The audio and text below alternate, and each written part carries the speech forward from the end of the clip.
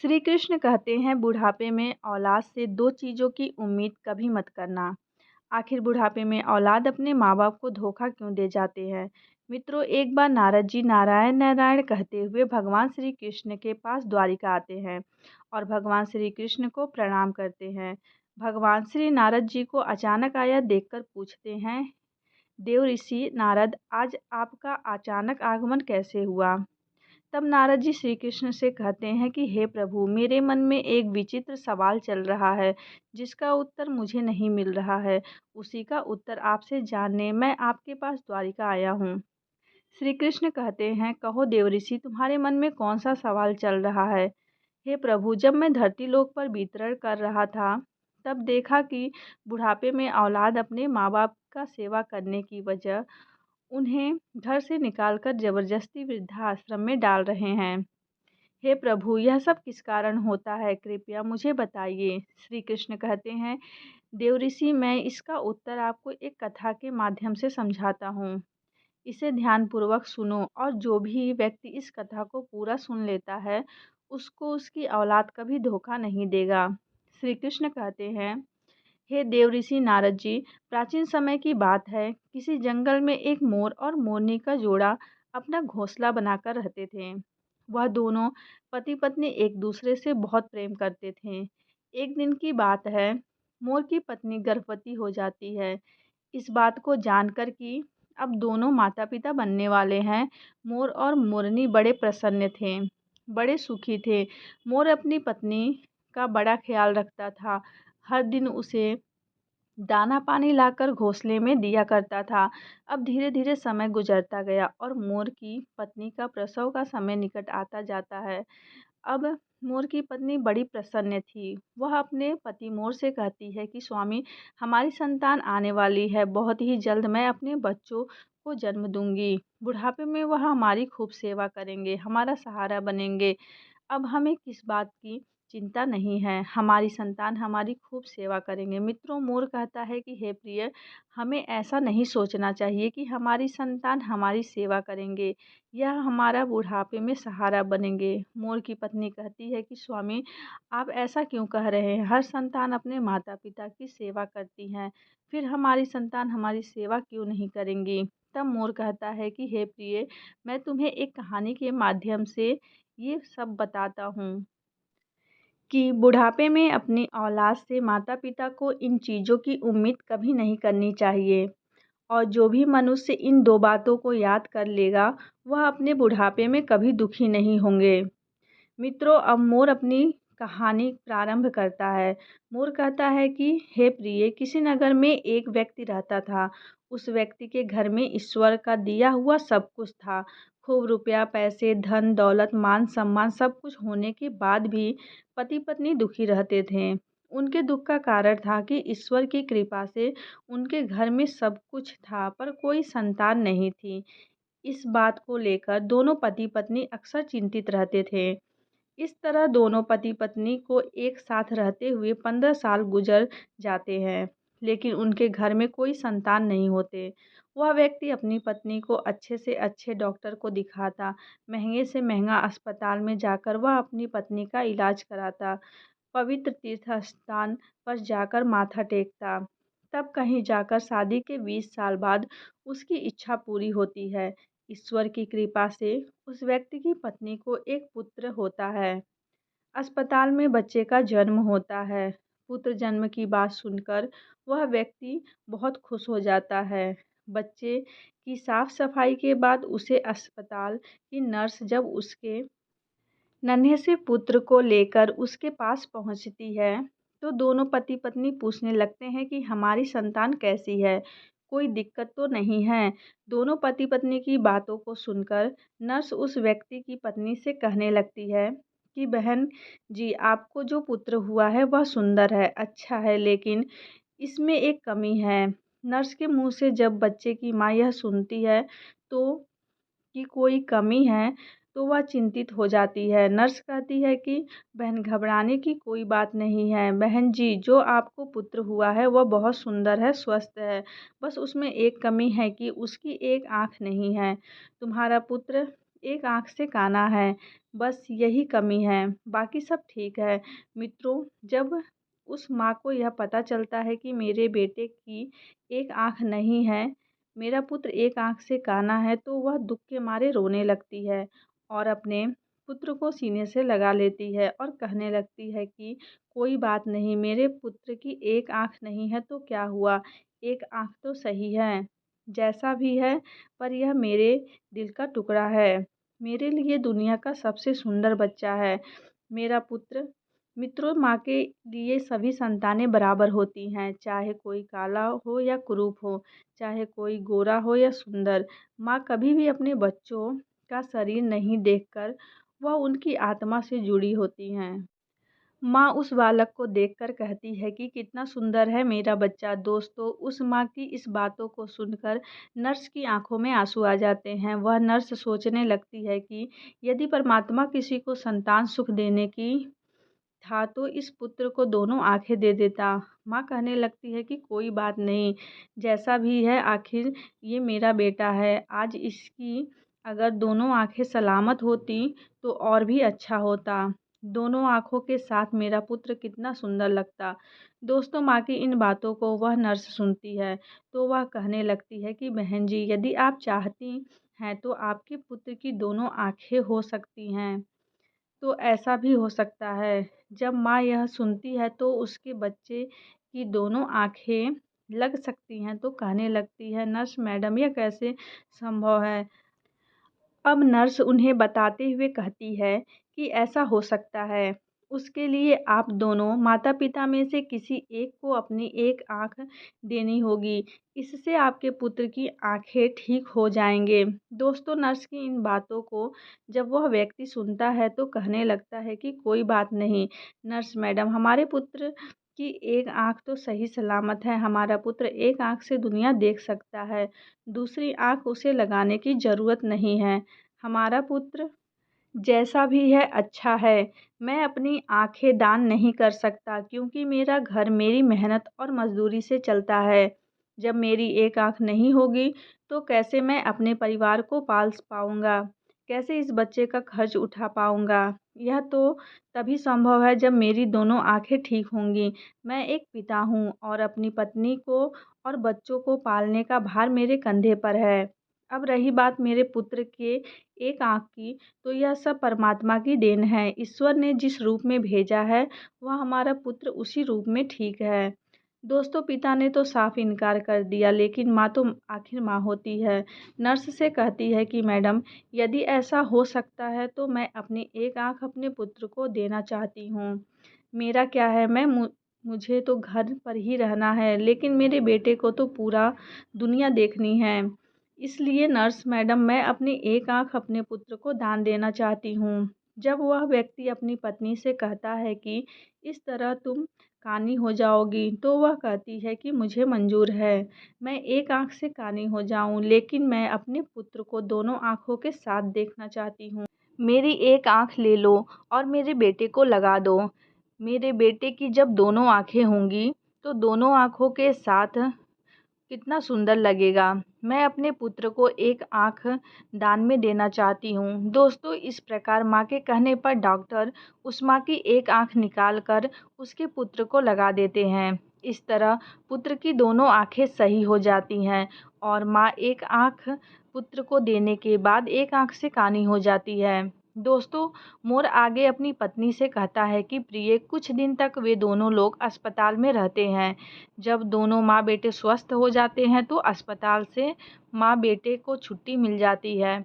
इस प्रकार वह व्यक्ति अपनी पत्नी और पुत्र को लेकर अपने घर आ जाता है और दोनों पति पत्नी मिलकर अपने पुत्र का पालन पोषण करने लगते हैं।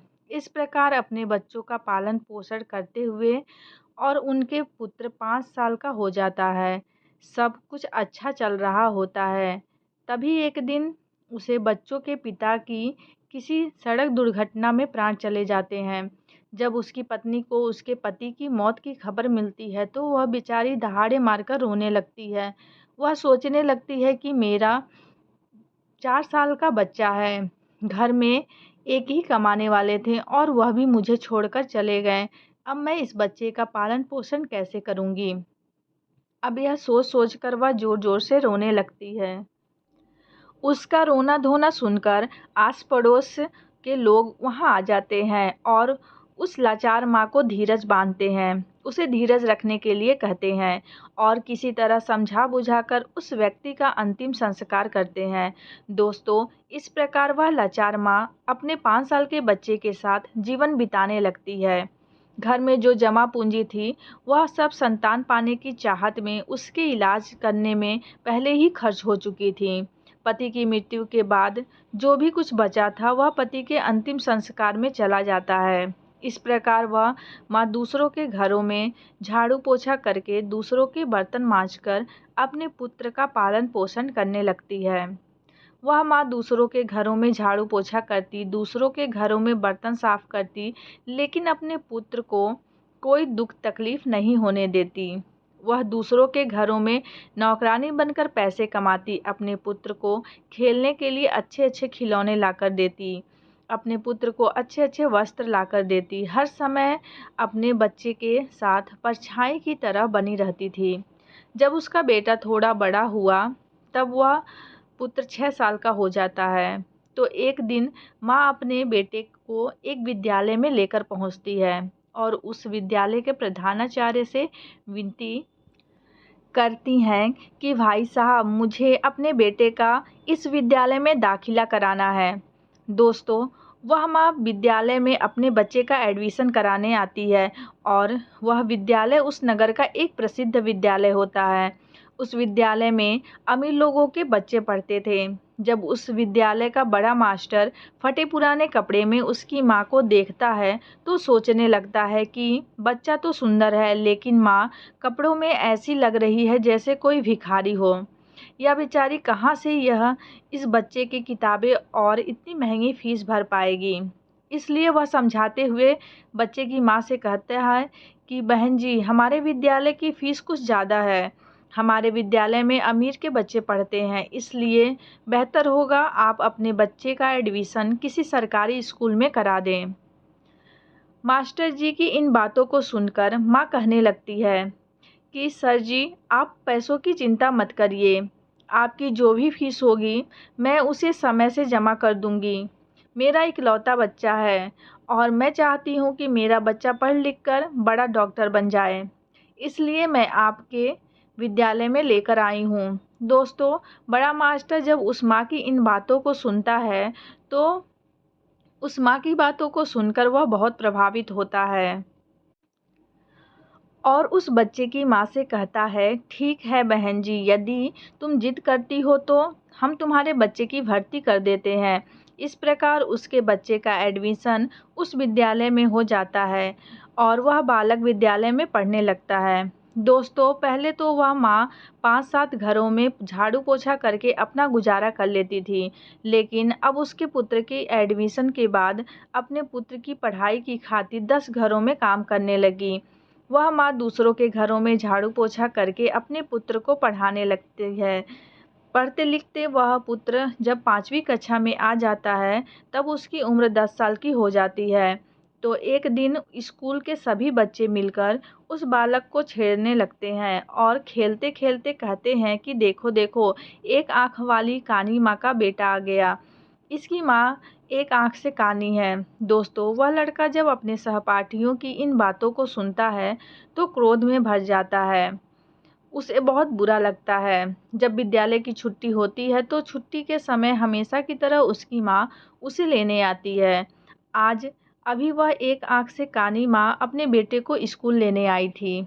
तो वह लड़का अपने माँ से कहता है कि माँ, कल से मुझे विद्यालय छोड़ने मत आना और लेने भी मत आना। जब माँ पूछती है कि पुत्र, क्या बात हो गई, तुम ऐसा क्यों कह रहे हो?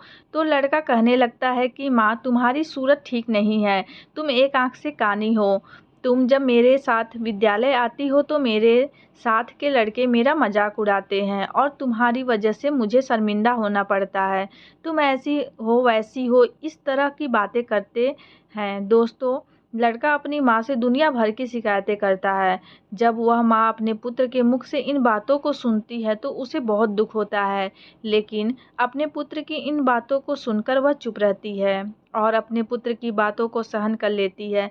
माँ कहती है, कोई बात नहीं पुत्र, तुम चाहते हो तो मैं तुम्हारे साथ कल से विद्यालय नहीं आऊँगी, लेकिन तुम अकेले विद्यालय कैसे जा पाओगे? अपनी माँ की इन बातों को सुनकर वह पुत्र कहता है, माँ अब मैं बड़ा हो गया हूँ और अब मैं इस काबिल हो चुका हूँ कि अकेले विद्यालय जा सकता हूँ, इसलिए तुम्हें मेरे साथ विद्यालय आने की कोई ज़रूरत नहीं है। अपने पुत्र की इन बातों को सुनकर वह माँ कहती है, ठीक है पुत्र, आज इसके बाद तुम अकेले ही स्कूल जाना, मैं तुम्हारे साथ स्कूल नहीं जाऊँगी। तुम सावधानी से स्कूल जाना और आना। तुम्हारे पिता की सड़क दुर्घटना में मौत हुई थी, यह सोच-सोच कर मुझे डर लगता है।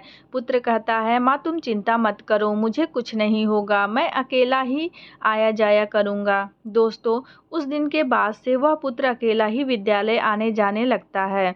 जैसे-जैसे पुत्र बड़ा होता है, वैसे उस पुत्र के खर्च भी बढ़ते चले गए। जैसे-जैसे पुत्र के खर्चे बढ़ते, वैसे-वैसे उस माँ का काम का बोझ और भी बढ़ता चला गया। दोस्तों, धीरे-धीरे समय गुजरता चला गया और इस प्रकार वह लड़का विद्यालय की पढ़ाई पूरी कर लेता है और उसकी पूरी क्लास में सबसे अच्छे नंबर आते हैं। इसके बाद वह आगे की पढ़ाई करने के लिए शहर चला जाता है। दोस्तों, जब पुत्र शहर में जाता है तो उधर उसकी माँ जो पैसे कमाती थी वह पैसा कम पड़ने लगता है, क्योंकि पहले तो सिर्फ किताबें और फीस का खर्चा था, लेकिन जब बेटा शहर चला जाता है तो उसके और भी खर्चे बढ़ जाते हैं। लेकिन उस माँ ने हार नहीं मानी। पहले जहाँ 15 घरों में काम करके अपने बेटे का खर्चा पूरा करती थी, वहीं पुत्र के शहर जाने के बाद वह 30 घरों में बर्तन साफ करने लगी और झाड़ू पोछा करती, दिन भर मेहनत करती और मेहनत करते-करते रात के 11 बज जाते थे। तब जाकर वह बेचारी माँ अपने पुत्र के लिए महीने का 5,000 भेज पाती थी। वह इसलिए इतनी मेहनत करती थी कि एक दिन उसका बेटा पढ़ लिख कर बड़ा डॉक्टर बन जाएगा, तो मुझे सुख मिलेगा। एक ना एक दिन मुझे भी आराम मिलेगा। आज मेरी मेहनत से मेरा बेटा डॉक्टर बन जाएगा, तो मेरे बेटे के साथ रहकर मैं सुखी रहूँगी। इसलिए वह माँ खूब मेहनत करती थी और 30 घरों में काम करके अपने पुत्र के लिए पैसा जमा करती थी। इस प्रकार मेहनत करते-करते समय से पहले बूढ़ी हो जाती है। धूप में उसका गोरा रंग काला पड़ जाता है, लेकिन वह अपने पुत्र के लिए कोई दिक्कत नहीं होने देती। दोस्तों, मोर आगे अपनी पत्नी मोरनी से कहता है कि प्रिय, जब ऐसा ही कुछ दिन और बीत जाते हैं, तो उस माँ को एक दिन एक पत्र मिलता है। उसमें लिखा होता है कि माँ, अब मैं शहर में एक बड़ा डॉक्टर बन चुका हूँ। अब तुम्हें मेरे लिए पैसे भेजने की ज़रूरत नहीं है। दोस्तों, जब उस माँ को यह पत्र मिलता है कि मेरा बेटा डॉक्टर बन गया है, तो बहुत खुश हो जाती है और सोचने लगती है कि पति के जाने के बाद यह मेरा बेटा ही तो मेरा सहारा है और मेरी जैसी इच्छा थी कि मेरा बेटा डॉक्टर बन जाए, वह इच्छा भी मेरी पूरी हो गई। दोस्तों, उस माँ के बेटे ने यह बात माँ को पत्र में लिखकर बताई थी कि माँ मैं डॉक्टर बन गया हूँ, लेकिन वह बेटा अभी तक गांव में माँ से मिलने नहीं आया। जब उस बूढ़ी माँ को यह पत्र मिलता है, तो वह बूढ़ी माँ पूरे गांव में मिठाइयाँ बांटती है और सारे गांव के लोगों को बड़े गर्व से बताती हैं कि उसकी मेहनत सफल हो गई है।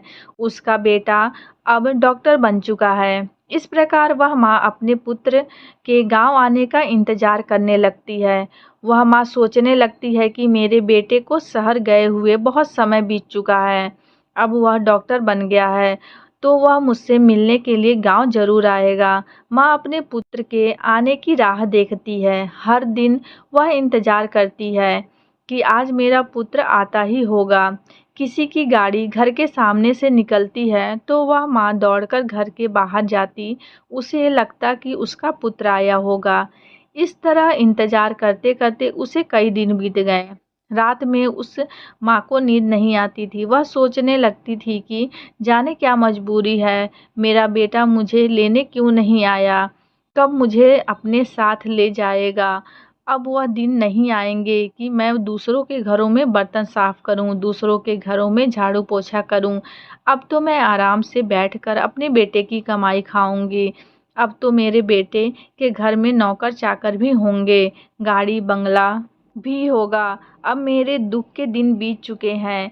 इसी तरह सारे दिन बेटे के सपने देखा करती थी। दोस्तों, इस तरह उस माँ को अपने बेटे का इंतज़ार करते हुए 1 साल बीत जाता है। लेकिन वह बेटा 1 साल में 1 दिन भी माँ के पास नहीं आता है। फिर एक दिन उसके बेटे का दूसरा पत्र आता है और उस पत्र में लिखा होता है कि माँ, मेरी शादी हो गई है और तुम्हें पता है जिस लड़की के साथ मेरा विवाह हुआ है वो बहुत अमीर घर की है। दोस्तों, जब वह माँ उस पत्र में लिखी बातों को पढ़ती है तो उसकी आँखों से आँसू की धारा बहने लगती है। उसे बड़ा ही दुःख होता है, क्योंकि माँ तो सोच रही थी कि अब बेटा डॉक्टर बन गया है तो मेरे बेटे के लिए अच्छे-अच्छे रिश्ते आएँगे। मैं अपनी पसंद की लड़की के साथ अपने बेटे की शादी करूँगी। लेकिन उस पत्र को पढ़कर उसमें के सारे अरमान धूल में मिल जाते हैं और माँ सोचती है कि हे भगवान! मैं ऐसे कौन से पाप किए थे, ऐसी मुझे कौन-सी गलती हो गई थी, मुझे इतनी बड़ी सज़ा मिल रही है। माता-पिता का सपना होता है कि वह अपने हाथों से अपने बेटे को दूल्हा बनाएँ, अपने हाथों से अपने बेटे को सजा कर और अपना आशीर्वाद देकर अपने बेटे की शादी करवाएँ। लेकिन मेरे पुत्र ने तो अपनी शादी में मुझे बुलाया तक नहीं, मुझे बताया तक नहीं और विवाह कर लिया। क्या मैं यही दिन देखने के लिए अपने पुत्र को पढ़ा-लिखा कर इतना बड़ा किया था? इसके लिए मैं इतना मेहनत कर मज़दूरी करती थी, दूसरों के घरों में जूठे बर्तन साफ़ किया, मेहनत मज़दूरी करके पढ़ाया-लिखाया, उसे इस लायक बनाया। क्या मेरा इतना भी अधिकार नहीं था जो मुझे मेरे बेटे की शादी में नहीं पूछा? अब शादी करने के बाद पत्र लिखकर बता रहा है कि माँ, मैं शादी कर ली। दोस्तों, यह सोच-सोच कर वह माँ पूरी रात आँसू बहाती रही। इतना होने के बाद भी माँ अपने पुत्र को दुआएँ देती रही। रोते-रोते सो जाती है। दोस्तों, फिर उस माँ के मुख से अपने बेटे के लिए आशीर्वाद ही निकलता रहता है। कोई बात नहीं बेटा, तुमने बिना बताए शादी कर ली, लेकिन मेरा आशीर्वाद तुम्हारे साथ है। माँ सोचती है कि मेरे पुत्र के विवाह तो कर ली, उसकी पत्नी भी आ गई। अब हो सकता है कि मेरा बेटा और बहू दोनों मिलकर मुझसे मिलने घर आएँ। मैं अपनी बहू को देखूँगी, बहू मेरी सेवा करेगी, मैं अपने पुत्रवधू को आशीर्वाद दूँगी। यह सोच-सोच कर वह माँ अपने बेटे और बहू का इंतज़ार करने लगती है। दोस्तों, इस तरह उस माँ को अपने बेटे और बहू का इंतज़ार करते-करते 1 साल निकल जाता है, लेकिन 1 साल बीतने के बाद भी उससे मिलने बेटा नहीं आता है, ना बहू आती है। फिर कुछ दिन बाद उस माँ को तीसरा पत्र मिलता है जिसमें लिखा होता है कि माँ, अब तुम दादी बन गई हो। भगवान की कृपा से हमारे घर बेटा आया है। दोस्तों, यह सब खबर उस माँ को मिलती है तो उसका धैर्य जवाब दे जाता है, उसकी सहनशक्ति जवाब दे देती है। माँ का पुत्र बड़ा डॉक्टर बन जाए, विवाह कर ले, उसका बेटा हो जाए और उसकी माँ को पता न चले तो उसके दिल पर क्या बीतेगी। जिस पुत्र का जीवन बनाने में उस माँ ने अपना सब कुछ कुर्बान कर दिया, उस पुत्र का वर्षों से चेहरा तक नहीं देखा हो। अपने पुत्र के लिए व्याकुल होना स्वाभाविक है। जब वह माँ अपने पुत्र के लिए ज़्यादा व्याकुल हो जाती है, तो उस माँ के मन में आता है कि अब तो रहा नहीं जाता। फिर कुछ देर के लिए विचारों में खो जाती है। सोचती है, चलो कोई बात नहीं, पोता भी तो हो गया है, तो बहुत अच्छी बात है।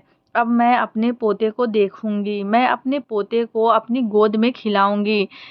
अब मेरा बेटा ज़रूर मेरी बहू और पोते के साथ मेरे पास आएगा। यही सब सोच-सोच कर वह माँ व्याकुल होने लगती है।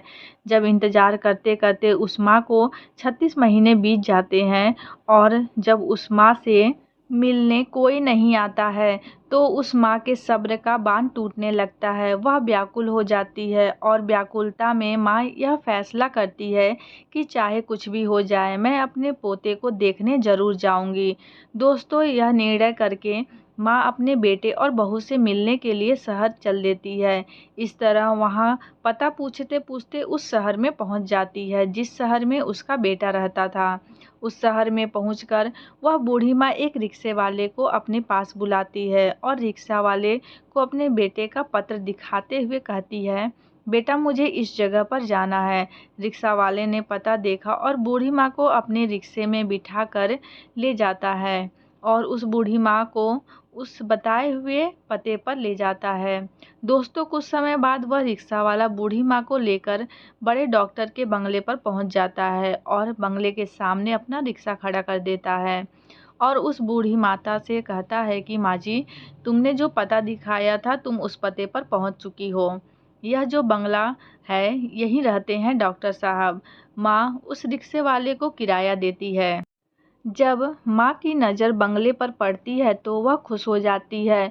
वह देखती है कि सुंदर आलीशान बंगला बना हुआ है।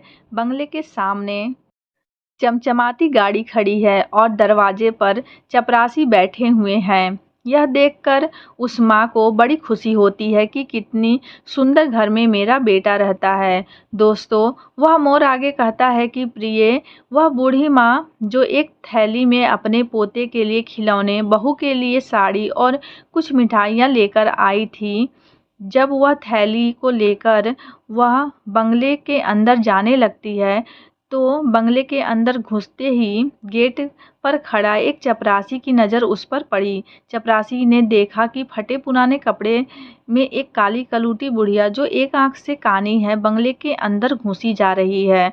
तो वह कहने लगता है कि तुम्हें किससे मिलना है?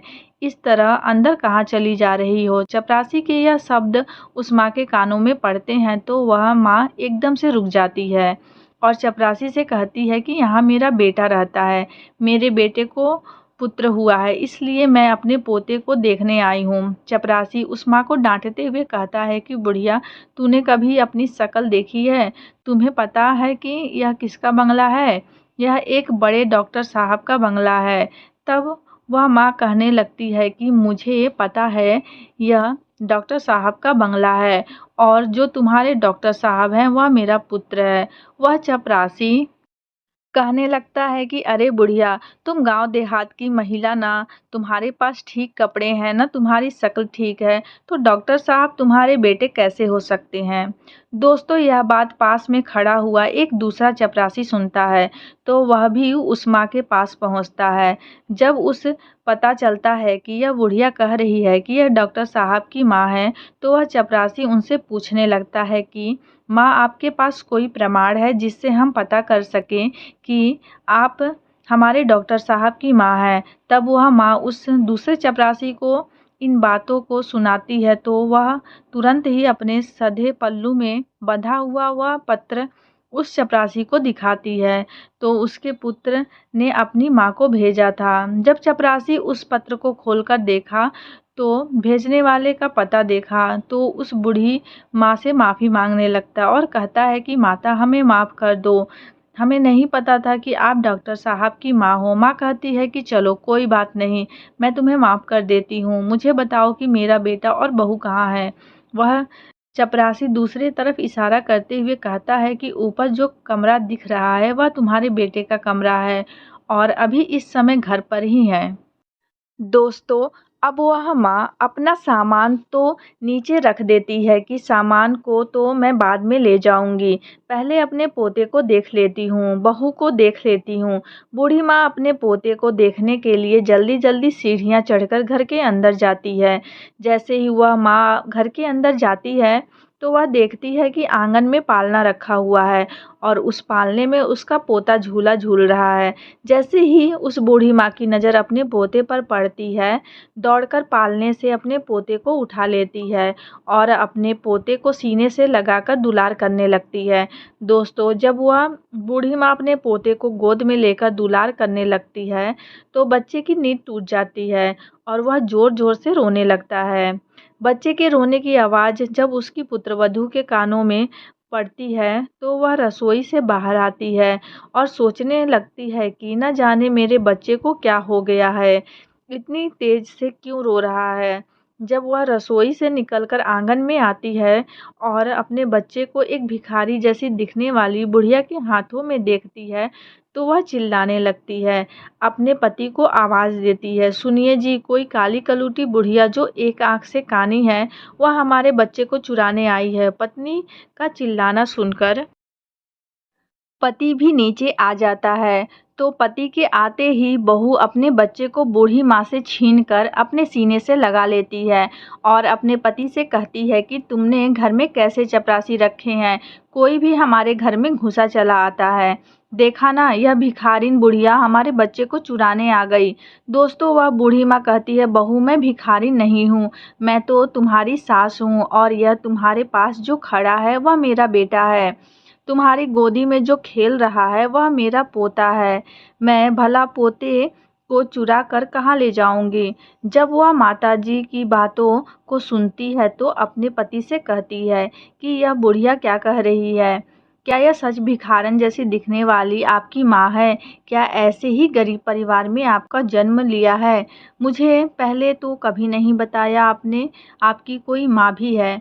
जब बेटा अपनी पत्नी की इन बातों को सुनता है तो कहने लगता है कि यह बुढ़िया झूठ बोल रही है। माँ कहती है कि जिसके लिए मैंने अपनी जवानी को कुर्बान कर दिया वह कह रहा है कि यह बुढ़िया झूठ बोल रही है। यह मेरी माँ नहीं है। इस संसार में मेरा एक ही सहारा था, आज छूट गया।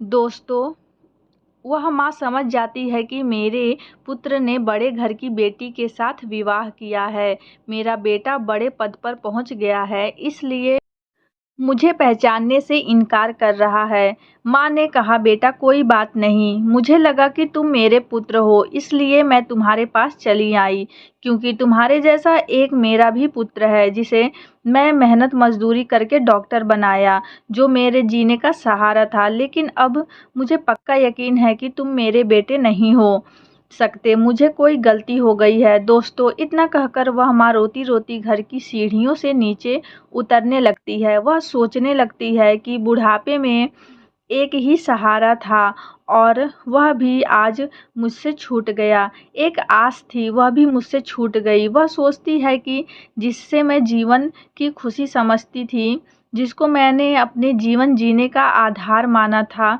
जो जीवन की नैया को पार करने वाला था, वही बुढ़ापे में जीवन नैया को मझधार में डुबो रहा है। दोस्तों, इस प्रकार रोते रोते माँ भारी कदमों से नीचे उतरने लगती है। अब वह माँ सोचती है कि जब बेटे ने ही मुंह मोड़ लिया तो अब जीकर मैं क्या करूँगी।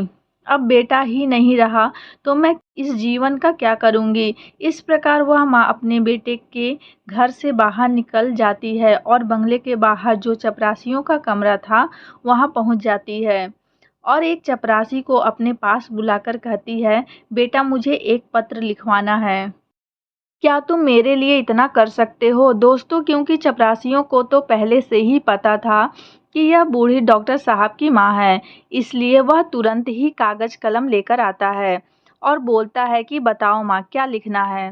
माँ बोलना स्टार्ट करती है और वह चपरासी लिखता जाता है।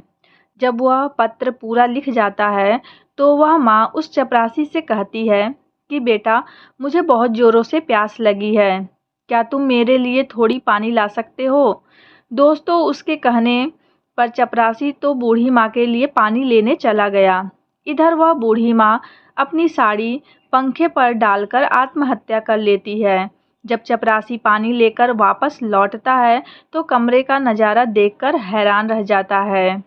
चपरासी ने देखा कि वह माजी फांसी के फंदे पर लटक रही हैं। अब तुरंत ही जाकर यह खबर डॉक्टर साहब को देता है। इस खबर को सुनकर वह पति पत्नी दौड़े दौड़े उस कमरे में आते हैं। आगे आगे डॉक्टर साहब, पीछे पीछे उनकी पत्नी दौड़ती हैं। जब वह पुत्र अपनी पत्नी अपनी माँ को इस हालत में देखा तो अपनी माँ को देखकर अब उसके पैरों तले ज़मीन खिसक जाती है। दोस्तों, वह पुत्र अपना माथा पकड़ लेता है और सिर पकड़कर ज़मीन पर बैठ जाता है। वह बेटा सोचने लगता है कि मुझे नहीं पता था कि मेरी माँ को मेरी बातों का इतना बुरा लगेगा। मैं तो अपनी पत्नी को झूठी शान शौकत दिखाने के कारण माँ को पहचानने से इनकार कर रहा था। कि मेरी कोई माँ नहीं है। मुझे डर था कि मेरी असलियत जानकर मेरी पत्नी मुझे छोड़ ना दे। इसलिए मैंने यह झूठ बोला कि मेरी कोई माँ नहीं है। लेकिन तुमने मेरे झूठ को सच बना दिया। एक बार पुत्र की मजबूरी के बारे में सोचा होता। जब पत्नी की नज़र फांसी पर झूलती हुई उसकी माँ के हाथों पर पड़ती है, तो वह उस बेटे की पत्नी फांसी पर झूलती हुई माँ के हाथों से कागज का टुकड़ा देखती है, तो वह उस कागज के टुकड़े को बूढ़ी माँ के हाथों से लेकर पढ़ने लगती है। पढ़ते पढ़ते उसकी आंखें भर आती हैं। उस पत्र में लिखा हुआ था कि बेटा, मेरा आशीर्वाद है कि तुम खूब उन्नति करो। मेरा आशीर्वाद तुम्हारे साथ है। जाते जाते तुम्हें कुछ राज बताना चाहती हूँ। बेटा, मैं अच्छी नहीं दिखती हूँ, इसके पीछे भी एक कारण तुम ही हो। जब तुम्हारा जन्म हुआ था, उस समय तुम्हारी एक आँख नहीं थी। मैंने अपनी एक आँख तुम्हें देकर तुम्हें सुंदर बनाया था, सुंदर रूप दिया था, और मैं कुरूप हो गई। और इस कुरूप चेहरे से तुम नफरत करते हो, क्योंकि मैं कानी हूँ और दूसरा मेरा रंग काला। यह भी ऐसा नहीं था। बेटा, आज तुम जिस मुकाम पर बैठे हो, उस मुकाम पर तुम्हें पहुँचाने के लिए मैंने दिन रात मेहनत की है। मैंने कभी नहीं देखा कि कितनी गर्मी है, कितनी सर्दी है। तुम्हें पढ़ाने लिखाने के लिए, तुम्हारे खर्चे उठाने के लिए मैं कलूटी हो गई। उसका भी मुझे कोई मलाल नहीं। तुम सुंदर हो, इसकी मुझे खुशी है। मैं तो तुम्हें देखना चाहती थी, अपने पोते को देखना चाहती थी, अपनी बहू से मिलना चाहती थी। इसलिए मैं शहर चली आई, क्योंकि तुमने तो कभी गाँव आकर मेरा हाल नहीं पूछा। लेकिन मैं जब स्वयं चलकर तुमसे मिलने आई, तो तुमने मुझे पहचानने से ही इनकार कर दिया। इसलिए लगा कि अब दुनिया में मेरा कोई नहीं है, अब जीने का उद्देश्य खत्म हो गया है। जब कोई रहा नहीं, तो मेरे जीवन जीने का क्या फ़ायदा। बेटा, जाते जाते ईश्वर से प्रार्थना करती हूँ कि तुम सदा खुश रहो, तुम्हारी संतान खुश रहे। दोस्तों, जब उस बेटे की पत्नी पत्र पढ़कर अपने पति को सुनाती है, तो उस बेटे का सिर शर्म से झुक जाता है। उसे अपने आप से घृणा होने लगती है। जिस माँ ने मेरी ज़िंदगी बनाने के लिए अपना सब कुछ न्यौछावर कर दिया, वही आज मेरी चौखट पर मुझसे मिलने आई, तो मैं एक गिलास पानी तक नहीं पूछा। इस प्रकार दोनों पति पत्नी अपनी गलती के लिए उस मरी हुई माँ से माफ़ी मांगते हैं। लेकिन अब क्या हो सकता है, वह माँ तो उनकी माफ़ी सुनने के लिए वहाँ मौजूद नहीं थी। वह उनसे बहुत दूर जा चुकी थी, जहाँ से कोई नहीं आता। दोस्तों, अब डॉक्टर साहब के जीवन में सिर्फ पछताना ही रह गया था। कैसी यह दुनिया है। कुछ लोगों के जीवन में माँ नहीं होती, तो वह सारे जीवन माँ के लिए तरसते हैं, और जिनके जीवन में माँ होती है, तो वह उस माँ की कदर नहीं करते। मित्रों, पति पत्नी और बच्चे दोबारा मिल सकते हैं, पर माँ दोबारा नहीं मिल सकती। बच्चे ही माँ बाप के बुढ़ापे का सहारा होती हैं, बुढ़ापे की लाठी होती हैं। ऐसे में जब बेटा ही अपने धन के नशे में, अपने पद के नशे में माता पिता को पहचानने से इनकार कर देता है, उनको भुला देता है, या घमंड में आकर उनका अपमान करता है, तो दुनिया में माता पिता को सबसे बड़ा दुख ऐसे ही बेटों से होता है। माता पिता अपनी संतानों का भविष्य बनाने के लिए, उन्हें सफल बनाने के लिए अपना पूरा जीवन त्याग देते हैं, और जब वही संतान धन और पद के नशे में अपने माँ बाप का अपमान करते हैं, तो बहुत पीड़ा होती है। दोस्तों, मोर आगे कहता है कि हे प्रिय, यदि आपके माँ बाप हैं तो उनका आदर करना चाहिए, क्योंकि मनुष्य की सफलता में माँ बाप का ही योगदान होता है। कुछ मूर्ख बच्चे पूछते हैं कि माँ, तुमने हमारे लिए क्या किया है। अरे मूर्ख बच्चे, जो कुछ किया है माता पिता ने ही तो किया है। तुमको बनाया, तुमको पढ़ाया लिखाया। माता पिता को भूलकर भी तुम तो अपने आप को ही भूल गए हो। बच्चा यह भूल जाता है कि माँ बाप के अतिरिक्त दुनिया में दूसरा कोई उनका भला चाहने वाला नहीं होता। माता पिता मर के भी तुम्हारा भला ही चाहेंगे, और सब लोग जो तुम्हारे अपने होने का दावा कर रहे हैं, वह सिर्फ एक निश्चित समय तक, एक मतलब तक ही तुम्हारा भला चाहते हैं। लेकिन माता पिता बिना स्वार्थ के जीवन भर तुम्हारा भला ही चाहते हैं।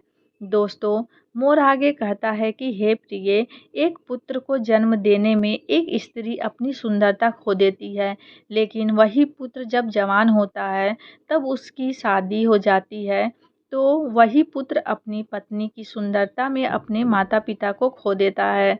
माता-पिता अपनी संतान के सुखों के लिए सब कुछ त्याग देते हैं, लेकिन जब बच्चे बड़े हो जाते हैं, कुछ देने के काबिल हो जाते हैं, तो हम क्या देते हैं? सिर्फ आंसू, लाचारी, दुख, अकेलापन। मित्रों, जब संतान माता-पिता को सिर्फ इसलिए भुला देते हैं कि उनके बुढ़ापे को देखकर उनके मित्रों में उनकी इज्जत कम हो जाएगी, तो यह उनकी सबसे बड़ी भूल है। मित्रों, श्री कृष्ण कहते हैं कि उम्र के इस पड़ाव पर पहुंचने के बाद आपकी और आपके मित्रों का भी यही हालत होगा। आपका भी रूप और जवानी इस तरह ही हो जाएगी। आपके भी उस रूप को देखकर लोग आपसे नफ़रत करने लगेंगे।